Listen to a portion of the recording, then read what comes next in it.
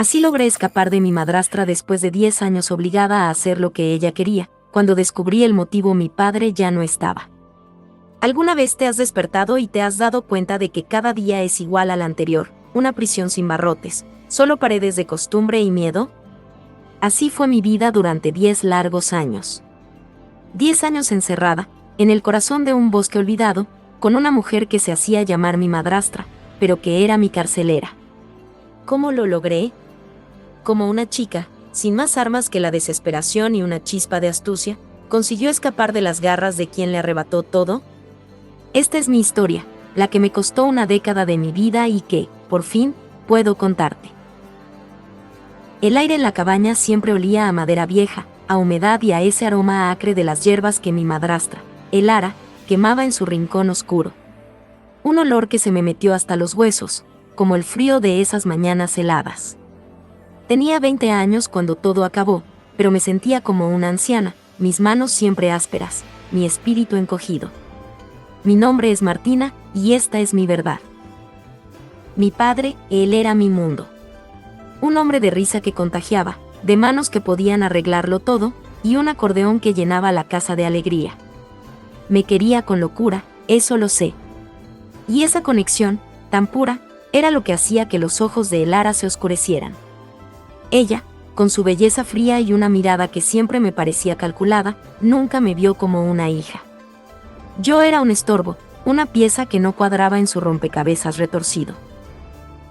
La cabaña, un refugio que mi padre construyó con sus propias manos, estaba perdida en medio de la nada. Tan lejos de cualquier pueblo que el silencio era abrumador.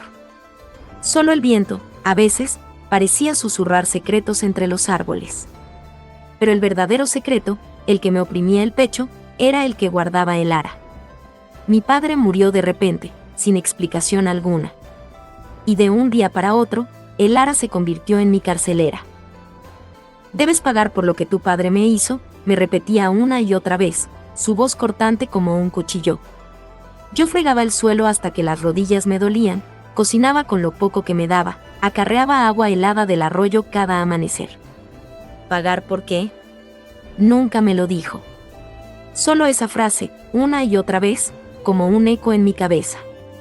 Pero la sospecha, esa serpiente helada, se enroscaba más fuerte en mi corazón. ¿Y si ella era la culpable de la muerte de mi padre?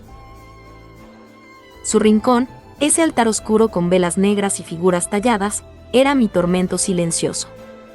Esos símbolos extraños, esas hierbas secas, un olor a tierra húmeda y algo más, algo que me erizaba la piel. Ella pasaba horas allí, murmurando, susurrando, y yo sentía como una energía extraña, casi palpable, llenaba la cabaña, una energía que me helaba la sangre.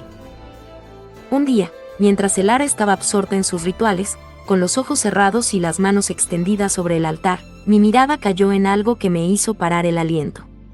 Una pequeña caja de madera, de esas que mi padre usaba para guardar sus cosas más preciadas, estaba abierta. Y dentro, brillando débilmente bajo la luz de las velas, vi el broche de sol que mi padre siempre llevaba en su camisa. Ese broche que había desaparecido el día de su muerte. Mi corazón dio un vuelco.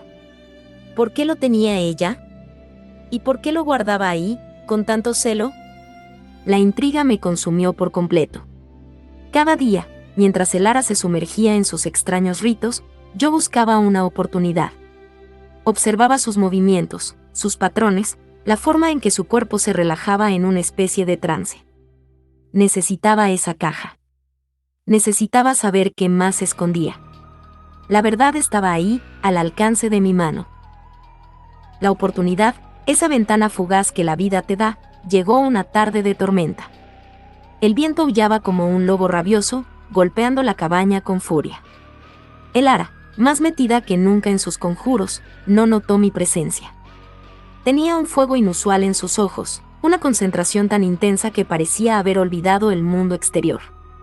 Fue entonces cuando lo vi. Un pequeño frasco de cristal, lleno de un líquido verdoso, que ella usaba para purificar el aire.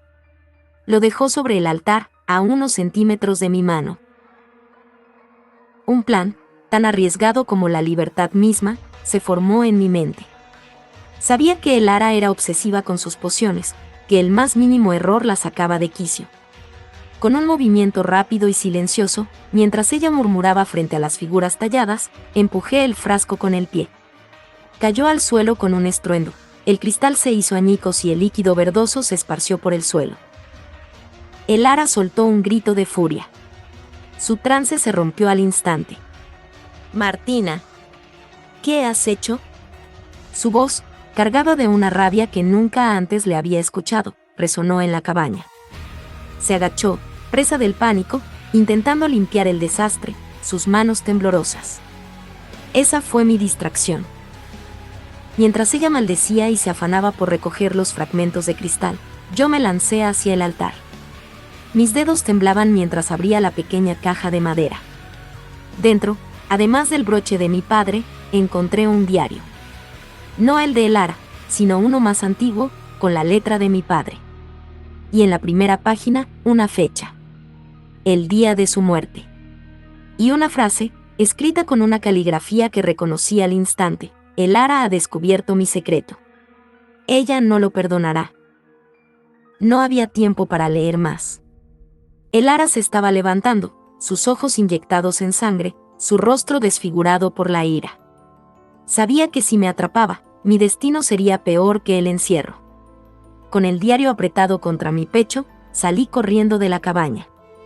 La tormenta me golpeó con fuerza, pero el viento, que antes me parecía un lamento, ahora era un grito de libertad. Corrí sin mirar atrás, el sonido de los pasos de Elara persiguiéndome por un momento, hasta que el denso bosque me engulló. No sé cuánto tiempo corrí. Mis pulmones ardían, mis piernas dolían, pero la adrenalina me impulsaba. La oscuridad de la noche me envolvió, y solo las estrellas, tímidas entre las nubes, me guiaban. Finalmente, agotada, me desplomé bajo un árbol centenario, el diario aún aferrado a mis manos. A la mañana siguiente, con el primer rayo de sol, abrí el diario de mi padre. Las páginas revelaron una verdad que me heló la sangre. Mi padre, antes de conocer a Elara, había tenido otra vida, otra familia. Él había estado casado antes, con otra mujer, y de ese matrimonio había nacido una hija. Una hija que, según las palabras de mi padre en el diario, Elara creyó muerta o perdida en el pasado. Y entonces, llegó la revelación más impactante, la que me dejó sin aliento: esa hija, esa primera hija de mi padre, era yo. Yo, Martina, no era la hija de Elara. Mi padre me había mantenido a salvo de alguna forma, ocultándome de ella, incluso después de haberse casado con Elara. El secreto de mi padre, aquello por lo que Elara le hizo pagar, era mi propia existencia. Ella se había casado con él esperando una herencia, una vida, y al descubrir que él tenía una hija anterior, la verdadera heredera de todo lo suyo, su furia fue desmedida. Entendí por fin por qué me torturaba, por qué me hacía pagar. Era su venganza contra mi padre por haberme escondido, por haberle negado lo que creía suyo. Y entre líneas, el diario susurraba la terrible verdad: mi padre había muerto por las pociones de Elara, lentas y silenciosas, para que ella pudiera tomar el control de todo, creyendo que ya no habría ningún obstáculo. El diario de mi padre no solo me reveló la verdad de su muerte y mi propia identidad, sino que también contenía algo más. Un mapa. Un mapa rudimentario, dibujado a mano, que indicaba un camino oculto a través del bosque, lejos de la cabaña, hacia un pequeño pueblo del que nunca había oído hablar. Era la ruta de escape que mi padre había planeado, una ruta que nunca pudo usar. Con el corazón latiéndome con una mezcla de dolor y una nueva determinación, seguí el mapa. Cada paso era incierto, pero la promesa de libertad y la verdad me impulsaban. Los días se convirtieron en noches, las noches en amaneceres, mientras me abría paso por el bosque, alimentándome de bayas y agua de arroyo. Finalmente, después de lo que pareció una eternidad, vi una luz en la distancia. Un pueblo. Hoy, la cabaña de la montaña es solo un recuerdo lejano, una pesadilla de la que desperté. El diario de mi padre es mi tesoro más preciado, la prueba de la verdad y el legado de su amor. He encontrado mi propio camino, lejos de las sombras y los secretos. Si te atreves a desenterrar tus propias verdades, a escapar de tus propias prisiones, no dudes en unirte a esta comunidad. Suscríbete ahora.